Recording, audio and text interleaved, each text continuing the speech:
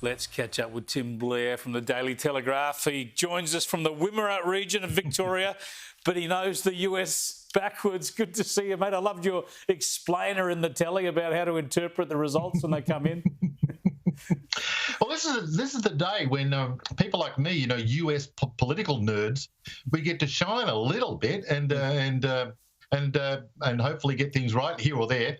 Although this election, it is so close, so hard to read, and so unpredictable already. And Lord only knows what we have coming for us the next day or so. Well, as it was the last time, right? I mean, Trump just did so much better last time than most of the media expected. You could see that surge coming, but you had to count in all those swing states and see which way they fell. So a whole lot of votes don't have to shift for a lot of those swing states to go either with Trump or Harris. In the end, you could have a comfortable victory, but it could go either side.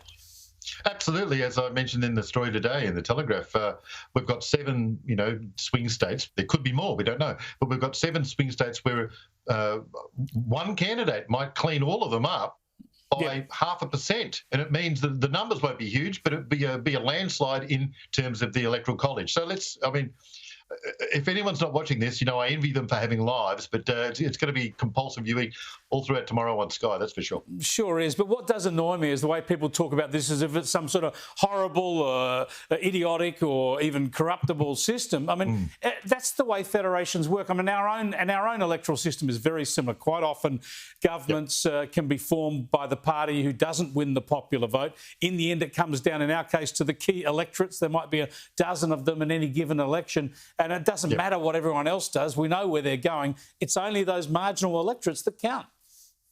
Totally. And I know a lot of people look at the US and say, well, why don't they have like an AEC, like an Australian Electoral Commission with universal standards where everyone's, filling in the same forms and it's all level and we can all compare like with like.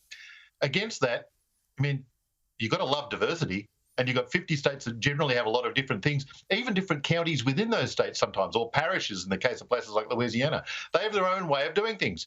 Yeah. I say let diversity thrive and work it out as it falls. Yeah, absolutely. And viva states' rights. We've surrendered so many of them in this country. Let's have a look at Donald Trump's final message. This is his big pitch today.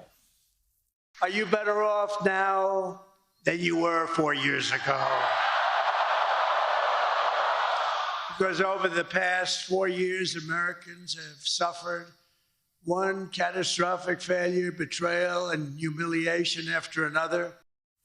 Now, that's pretty stock standard when things are going badly economically and with border protection and the like. I think Peter Dutton's pitch next year will be pretty much the same. Anyone here better off than when Albo said he'd make everything better and reduce your power prices and improve your cost of living? So it's a standard and pretty compelling political argument as compared to Kamala Harris's final pitch. Let's get out the vote. Let's get out the vote. Let's get out the vote. Let's get out the vote. Let's get out the vote. Let's win. Mate, I would vote for Donald Trump just to never hear that laugh again. She's known for repeating phrases and for her cackle. And then that's her closing message was a repeated phrase and a cackle. Come on. She hasn't done enough to release a greatest hits album yet, but that's where she's going. And it looked kind of a bit amateur out there, didn't it, with the handmade sign and so on. So maybe that's an indication of a failed campaign. We don't know. Now, but let me finish on another topic, because you've been hot on electric vehicles and the dangers of battery fires. It is a serious issue. Have a look at this in the US. Look at this, a huge explosion at a battery recycling plant in Missouri.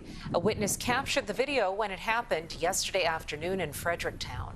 Smoke and fire poured out of the facility, reportedly one of the largest in the world that processes lithium-ion batteries. 75 workers evacuated the plant. There's those batteries reducing emissions again. Absolutely, and we see what happens on a small scale when these things blow up with e-scooters. We see on medium to large scales with houses and buildings, and now we see what happens with a massive lithium-ion recycling thing. If that was a uranium facility or something to do with fossil fuels, front page news everywhere.